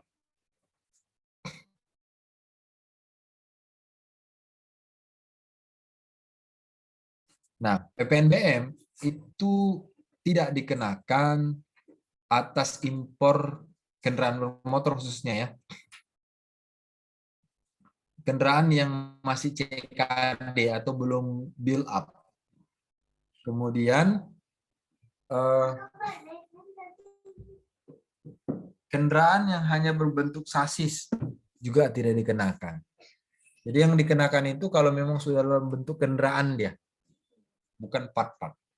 Kemudian kalau kendaraan bermotor beroda 2 dengan kapasitas silinder sampai dengan 250 cc tidak dikenakan PPNBM. Kendaraan bermotor untuk pengangkutan 16 orang atau lebih termasuk pengemudi juga tidak dikenakan PPNBM. Selain itu, pemerintah juga memberikan fasilitas pembebasan PPNBM untuk kendaraan tertentu. Kendaraan bermotor yang dibebaskan dari pengenaan PPNBM yaitu ini ambulan, pemadam kebakaran, kendaraan tahanan, kendaraan angkutan umum. Khusus angkutan umum ini biasanya dia mengajukan pembebasan, mengajukan ke kantor pajak. Kemudian kendaraan bermotor yang digunakan untuk tujuan protokoler kenegaraan. Kendaraan bermotor angkutan orang untuk 10 orang atau lebih. Dalam rangka digunakan untuk kendaraan dinas TNI atau Polri. Kendaraan bermotor yang digunakan untuk keperluan patroli TNI atau Polri itu tidak dikenakan. Nah, tarif PPNBM itu ditetapkan paling rendah 10% dan paling tinggi 200%. Sedangkan untuk ekspor yang barang, PPNBM-nya dikenai 0%. Artinya ya kalau 0% ya nggak dikenakan sebenarnya. Cuman tetap dikenakan 0% mengikuti PPN. Nah, jadi PPN impor itu ya misalnya penjual luar negeri. Nilai impornya 100 juta. PPN 10%, PPNBM 20%. Maka yang dibayarkan ke kas negara adalah PPN yang 10 juta ini sama PPNBM yang 20% sebesar 20 juta ini ketika dia impor. Nah, bagaimana ketika importir ini menjual ke distributor, ya tinggal PPN-nya saja, PPNBM tidak diikutkan. Misalnya dia jual harga yang 100 juta ini jadi 150 juta. Yang 20 juta ini otomatis akan menjadi DPP di harga jual yang 150 juta ini dia buat nantinya. Maka PPN-nya 15%. Nah, 10% kali 15 juta, maka 150 juta, maka muncullah 15 juta. Yang dibayarkan si importir PPN-nya ke kas negara berapa? 15 dikurangi dengan yang dia telah bayar pada saat impor barang 10, berarti 5 juta. Si distributor beli sebesar 150 juta, dia jual 200 juta. Maka kena PPN si konsumen sebesar 20 juta, si distributor bayar ke kas negara adalah 20 juta dikurangi dengan 15 juta, itu 5 juta. Si konsumen itu bayar 20 juta itu ke kas negara. PPN-nya. Sebesar mana tadi? Ya tadi yang di sini ada 5, kemudian di sini 5, sama yang PPN impornya sebesar 10. Maka tetap kita sampaikan bahwa PPN itu adalah pajak konsumen yang dikenai oleh konsumen. PPN BM juga karena 20 juta ini sudah dimasukkan HPP pada saat penjualan importir kepada distributor. Maka yang menanggung sebenarnya atas pajak-pajaknya itu adalah si pembeli akhir, konsumen akhir. Kurang lebih seperti itu. Bagaimana kalau dari pabrikan? Kalau PPN BM dari pabrikan, itu pabrik misalnya jual kepada distributor, kena PPN BM di sini saja. Si distributor jual kepada pengecer, ini tidak ada dikenain lagi PPN BM. Hanya dikenakan saja pada saat dia itu keluar dari pabrik atau pada saat impor pertama kali. Itulah prinsip PPN BM. Kurang lebih begitu untuk PPN BM. Untuk tarif dan sebagainya kita tidak perlu hafal. Karena menuhin kepala saja. Nanti ambil saja daftar tarifnya. Oh ini kendaraannya sejenis ini, PPN-nya seperti ini. Barangnya ini, PPN-nya seperti ini. Tapi konsepnya seperti ini.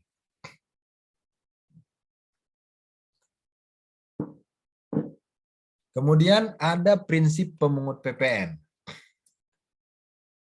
Secara umum, PPN itu sebenarnya dipungut oleh si penjual. Akan tetapi, ada badan-badan tertentu di mana PPN-nya itu dipungut oleh si pembeli. Tapi ditunjuk oleh pemerintah. Nanti kita kasih contoh ya. Perbedaannya jika transaksinya itu menggunakan pemungut dan transaksinya itu menggunakan non-pemungut. Jadi yang membayarkan kalau dia itu transaksinya menggunakan pemungut PPN lah yang membayar kepada PKP penjual. Nah, sedangkan PPN-nya disetorkan negara itu si pemungut. Adapun pihak-pihak yang ditunjuk sebagai pemungut PPN adalah instansi pemerintah, kontraktor kontrak kerja sama pengusahaan minyak bumi,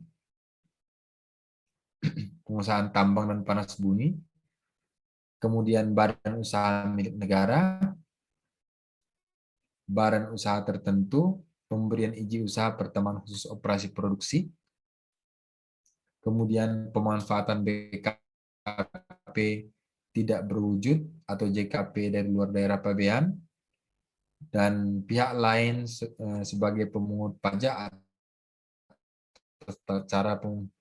Tetapi secara umum, yang paling banyak yang harus kita pahami, pemungut PPN yang paling sering kita transaksi itu yang terjadi adalah instansi pemerintah dan badan usaha milik negara. Ini yang paling umum. Instansi pemerintah dan badan usaha milik negara. Jadi kalau kita melakukan transaksi kepada pemungut, maka mereka yang membayarkan PPN-nya. Kita tidak memungut PPN-nya kepada mereka.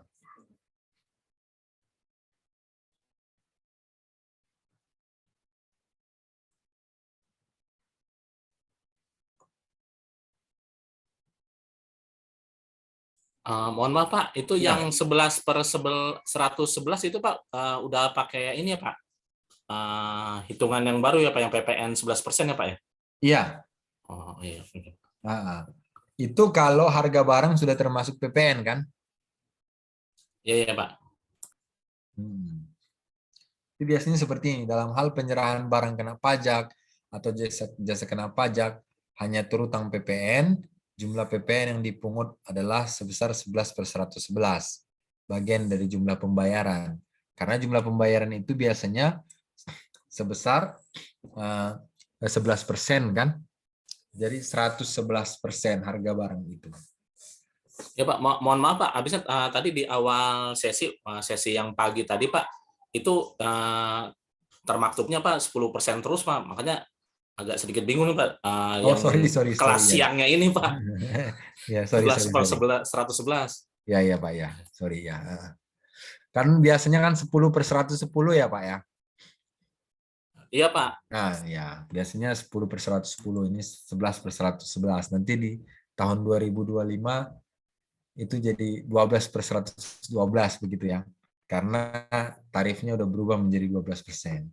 Ya Pak, kalau angka ininya Pak, angka pertumbuhan ekonominya bisa Pak. Ya. Kita Izin selalu bertanya. harus optimis bahwa target-targetnya tercapai begitu Pak. Izin bertanya lagi Bapak. Target Iya. denda kali Pak. Oke, boleh Pak. Kita diskusi lebih nyaman sebenarnya. Betul Pak. Izin bertanya Pak. Halo? Ya boleh Pak, boleh Pak. Ya, terkait barusan tadi Pak, yang status WAPU ya, Wajib pungut. PPN gitu. Jadi misalkan dapat pekerjaan dari bendaharawan pemerintah, seperti kementerian atau apa, Ya benar itu Pak. kan PPN-nya dipungut, dipotong dan disetorkan oleh pemberi kerja ya Pak ya. Bendaharawan Ya pemerintah. mereka. Kadang ada kalanya ini Pak, kontrak dengan swasta, tapi swastanya tuh kurang yakin gitu. PPN-nya kami yang potong dan setorkan ya gitu. Itu kan kadang dalam bisnis itu ya daripada nggak dapat kerjaan gitu. Ya udah oke gitu. Nah itu sebetulnya kalau dari aturan kan menyalahi aturan juga ya Pak ya. Gimana Iya, tuh Pak? tapi bisa kita akali secara administrasi Pak. Ya, Cuman yang jadi masalah adalah begini. Kita sebagai penjual itu rugi karena kan PPN-nya bisa kita kreditkan kan. Benar kan betul. Pak? Betul. Kalau dia yang bayar, dia akan motong langsung sebesar itu. Padahal ini kita ada pajak masukan yang dikreditkan. Syukur-syukur ada transaksi kita yang lain yang bisa menutupi. Tapi kalau memang itu aja ya nggak bisa. Pak, kami ada pajak masukan ini yang bisa kami kreditkan. Kalau Bapak bayarkan semua, otomatis kami membayar PPN lebih besar dari yang seharusnya. Benar tuh. Nggak bisa seharusnya Pak. Betul. Misalnya kalau cuma transaksinya ke dia doang nih, 100 juta nih, mesin. Oke Pak, berarti kan 111 juta nih, PPN 11%. Jadi kami bayar 100 juta aja sama Bapak ya, harga barangnya saja, kata dia. Yang 11% kami bayar ke kas negara, minta nomor NPWP Bapak, kami bayarkan sesuai dengan kode NPWP-nya benar, kode akun pajaknya 411211, masanya 100, kode KJS-nya benar, bulannya benar. Iya benar Pak, tapi ini ada pajak masukan kami waktu beli barang nih 80 juta nih. Ini harus diperhitungkan ini Pak, bilang begitu Pak. Nanti kalau Bapak tidak yakin, nanti SPT kami itu kami sampaikan ke Bapak nih. Oke. Kan sebenarnya ketika kita sudah menyerahkan faktur pajak itu nggak ada urusan dia Pak. Betul, sudah dipercaya oleh pemerintah Negara. kita jadi PKP Pak ya. Iya. Bukti pembayaran pajak dia adalah faktur yang kita serahkan sama dia, sama invoice. Nilai invoice-nya berapa, faktur pajaknya di sana ada kan Pak? Nah itu seharusnya menjadi dasar bahwa dia ketika ditanya, waktu transaksinya ini udah dibayar nggak Pak pajaknya? Ini loh, kami dapat faktur pajak, berarti pajaknya sudah dibayar gitu. Ini gitu. Ini. Kurang lebih begitu Pak penjelasan saya. Ya, terima kasih Bapak. Ya seharusnya bisa kita ya, kadang memang untuk bisnis ini agak-agak ya tidak semulus yang di buku-buku ya kan, harus ada belok-beloknya begitu. Iya. Saya paham itu Pak. Betul. Ya, terima kasih. Nah,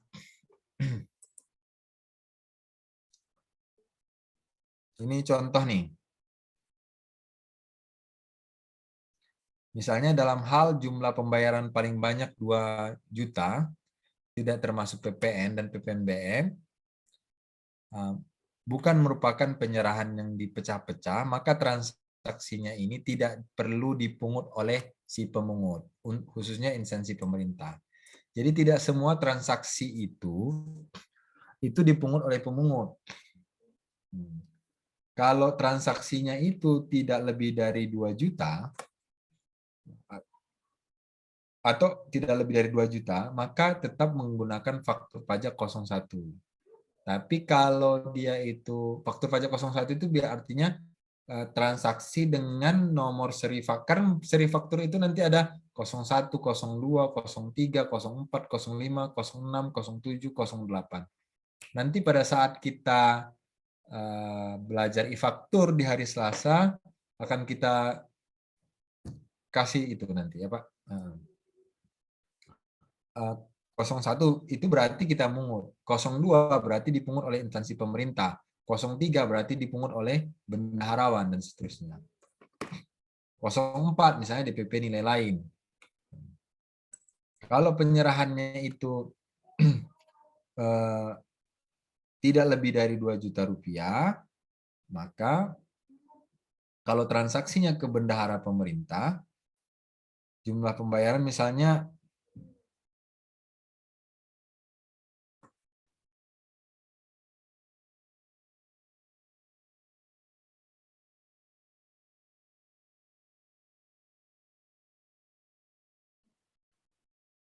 ya, karena kalau transaksinya tidak lebih dari 2 juta, maka tetap harus dipungut oleh si rekanan, bukan si bendahara pemerintahnya. Oke.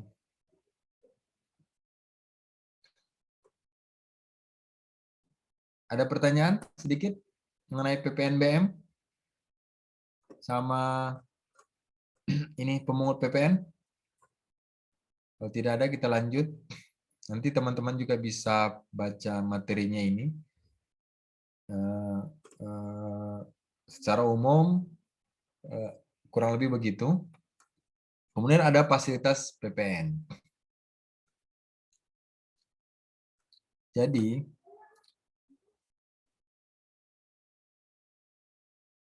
ada fasilitas di kawasan tertentu, misalnya kegiatan di kawasan tertentu di dalam daerah pabean, atau penyerahan barang kena pajak tertentu, atau penyerahan jasa kena pajak tertentu, atau impor barang kena pajak tertentu, itu ada yang dibebaskan PPN-nya.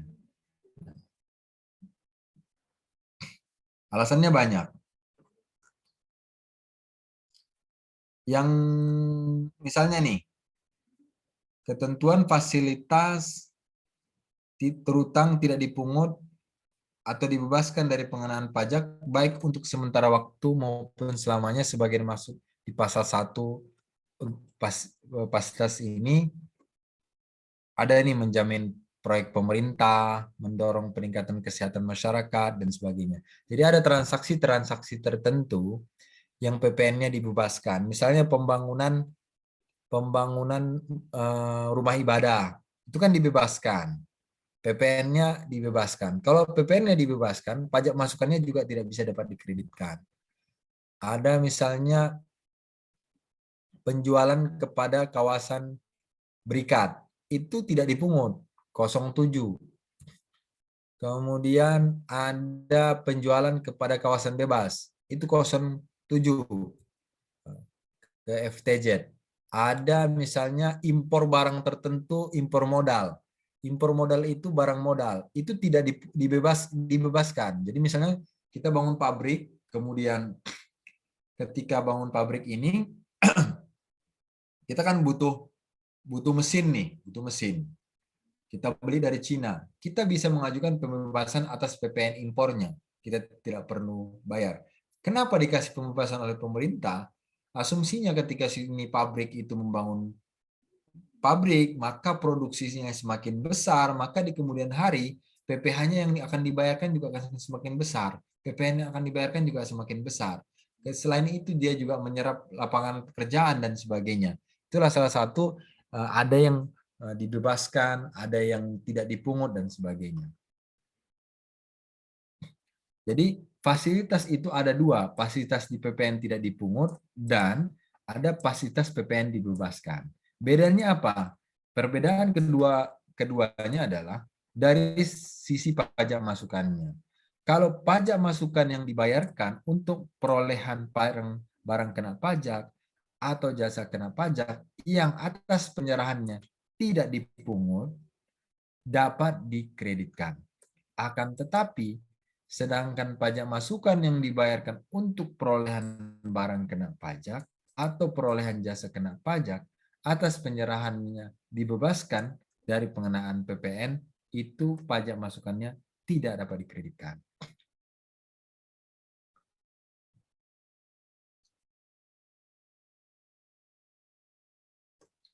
Adanya perlakuan khusus berupa PPN yang terutang tetapi tidak dipungut diartikan bahwa pajak masukan yang berkaitan dengan penyerahan barang kena pajak atau jasa kena pajak yang mendapat perlakuan khusus dimaksud tetap dapat dikreditkan. Dengan demikian, pajak pertambahan nilai tetap terutang tetapi tidak dipungut. Contoh, pengusaha kena pajak A memproduksi barang kena pajak yang mendapatkan fasilitas dari negara, yaitu pajak pertambahan nilai yang terutang atas penyerahan barang kena pajak tersebut tidak dipungut selamanya.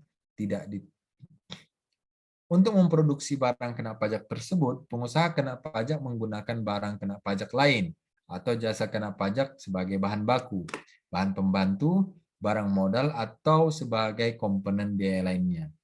Pada waktu membeli barang kena pajak lain atau jasa kena pajak tersebut, pengusaha kena pajak A membayar pajak pertambahan nilai ke pengusaha kena pajak yang menjual atau menyerahkan barang kena pajak tersebut. Jika pajak pertambahan nilai yang dibayar oleh pengusaha kena pajak A kepada pengusaha kena pajak pemasok tersebut merupakan pajak masukan yang dapat dikreditkan dengan pajak keluaran, pajak masukan tetap dapat dikreditkan dengan pajak keluaran walaupun pajak keluarannya tersebut nihil karena menikmati fasilitas pajak pertambahan nilai tidak dipungut dari negara.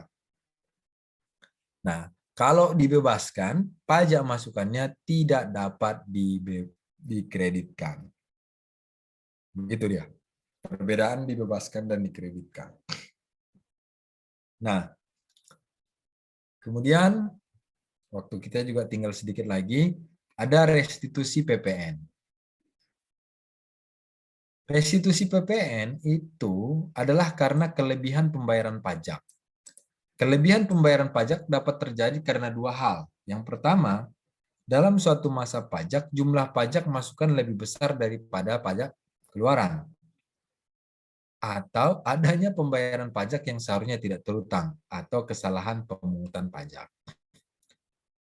Kalau penyebab pajak masukan lebih besar dari pajak keluaran, yaitu macam-macam.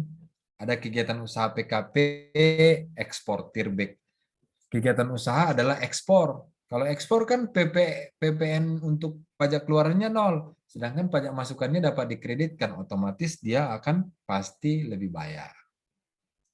Atau yang kedua ini, PKP menyerahkan BKP atau JKP kepada pemungut PPN. Nah, kondisi seperti ini pasti juga jadi kurang bayar, jadi lebih bayar. Dia beli barang, kemudian beli mesin misalnya mobil, dia rekanan pemerintah, mobil dijual kepada pemerintah. Otomatis itu akan menjadi lebih bayar.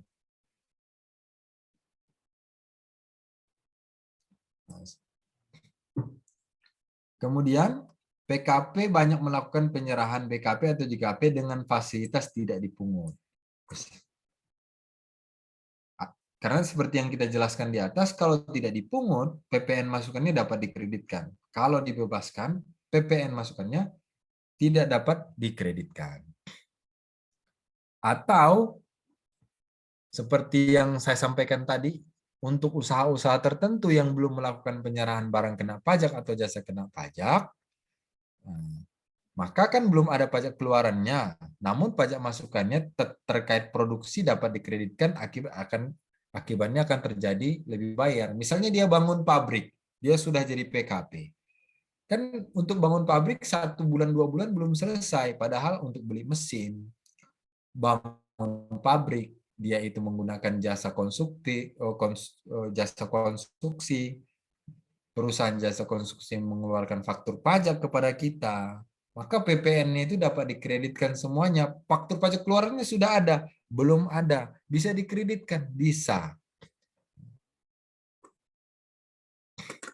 Nah, apabila dalam suatu masa pajak, pajak masukan yang dapat dikreditkan lebih besar daripada pajak keluaran, selisihnya merupakan kelebihan pajak yang dapat dikompensasikan ke masa pajak berikutnya. Atas kelebihan pajak masukan tersebut, dapat diajukan permohonan pengembalian pada akhir tahun buku di masa Desember. Secara umum, tetapi ada pengusaha tertentu yang dapat mengajukan permohonan pengembalian pada setiap masa pajak, tidak perlu menunggu akhir tahun. Yaitu siapa? Pengusaha kena pajak yang melakukan ekspor barang kena pajak berwujud. Itu yang pertama. Yang kedua, pengusaha kena pajak yang melakukan penyerahan barang kena pajak atau jasa kena pajak kepada pemungut. Dalam hal ini bisa bendahara pemerintah, atau yang kedua bisa kepada BUMN secara umum. Ada tadi ke perusahaan pertambangan gas bumi dan sebagainya. Tapi secara umum yang perlu kita pahami itu sudah cukup sebenarnya kepada pemerintah BUMN. Karena transaksi yang umum di lapangan seperti itu. Pengusaha kena pajak yang melakukan penyerahan barang kena pajak atau jasa kena pajak yang melakukan penyerahannya itu nilainya tidak dipungut. Barang-barang tidak dipungut. Atau pengusaha kena pajak yang melakukan ekspor barang kena pajak tidak berwujud. Atau pengusaha kena pajak yang melakukan ekspor jasa kena pajak. Secara umum, restitusi itu terlebih dahulu dilakukan pemeriksaan untuk menetapkan SKPLB itu di akhir masa. Akan tetapi, untuk tertentu dapat mengajukan pengembalian pendahuluan. Yaitu pengembalian pendahuluan itu bisa pakai pasal 17C, 17D dengan apabila wajib pajak berisiko rendah.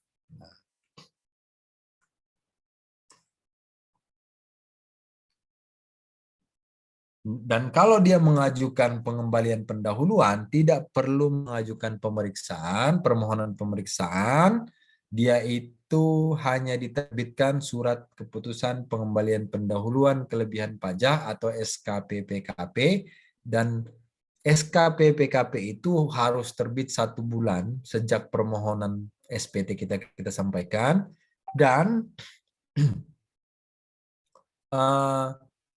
uangnya masuk ke kas perusahaan itu paling lama 1 bulan sejak terbitnya SKPPKP, kurang lebih 2 bulan lah.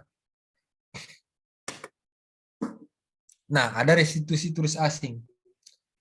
Turis asing itu bisa mengajukan restitusi pajak pertambahan nilai atas barang mewah yang PPN dan PPNBM apabila dia membeli barang di dalam negeri, kemudian dibawa ke luar negeri, di bandara dia mengajukan.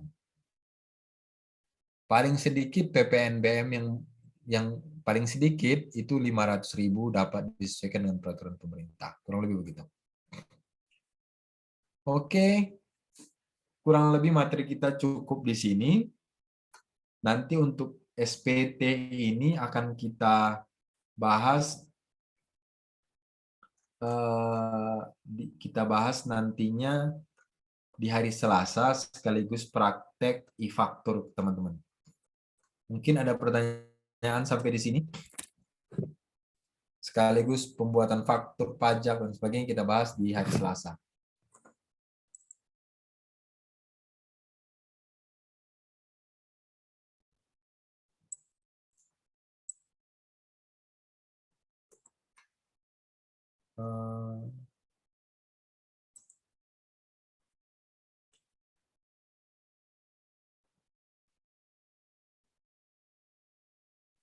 Kalau tidak ada, mungkin saya kembalikan kepada Mbak Ajem. Sepertinya tidak ada lagi pertanyaan dari teman-teman. Baik, mohon ditunggu sebentar ya, Pak Ajeng masih ada menghubungi orang karena tadi salah satu peserta kebetulan ada yang mengalami kecelakaan lagi di jalan, dan itu sih tadi info juga ke grup chat. Oh iya, iya. Sebentar ya, iya. Ya, boleh.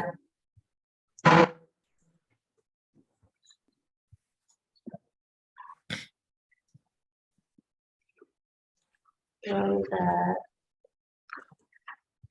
Secara umum materinya sudah selesai Bapak Ibu. Nanti seandainya Bapak Ibu ada pertanyaan atau hal-hal yang perlu diskusikan, saya sangat senang sekali jika teman-teman Bapak Ibu mau berkomunikasi dengan saya untuk tindak lanjut. Boleh saya izin share nomor ya, Mbak Ajeng, boleh ya? Boleh sekali Pak. Ya, boleh. Siapa tahu ada yang pengen nomor kontak saya, boleh hubungi WA saya, bisa ke 0812 8818 6106. Saya ulangi 0812 8818 6106. Bisa juga ke email saya. Itu kan ada nama saya Esmil Saleh Dalimunte ya. Itu pakai itu saja langsung. esmilsalehdalimunte@gmail.com. Sesuai dengan nama saya itu. esmilsalehdalimunte@gmail.com.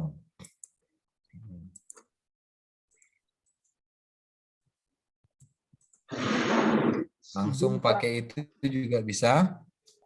Nanti ada pertanyaan boleh WA saya terlebih dahulu atau bisa ditelepon. Saya free, maksudnya senang sekali untuk bisa berbagi dengan teman-teman, baik kasus di perusahaan ataupun kasus di tempat kerja teman-teman sekalian atau di bisnis teman-teman sekalian. Oke Mbak Ajeng, saya serahkan ke Mbak Ajeng. Baik. Sebentar ya. Bapak, mohon maaf. Share screen-nya bisa di pause. Oke. Oke. Sebentar ya. Oke. Baik, Bapak Ibu sekalian peserta pelatihan Brevet AB, materi PPN dan PPNBM hari ini sudah selesai. Namun sebelumnya kita akan melakukan sesi dokumentasi terlebih dahulu dan para peserta diminta untuk menyalakan kamera dan mikrofonnya masing-masing.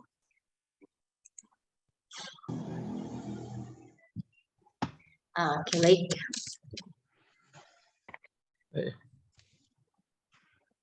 Oke. Udah semua ya? Masih ada Mbak izin off cam? Iya, tidak apa-apa. Coba izin mulai ya. 1, 2, 3. Oke, sebentar. Tunggu sebentar ya.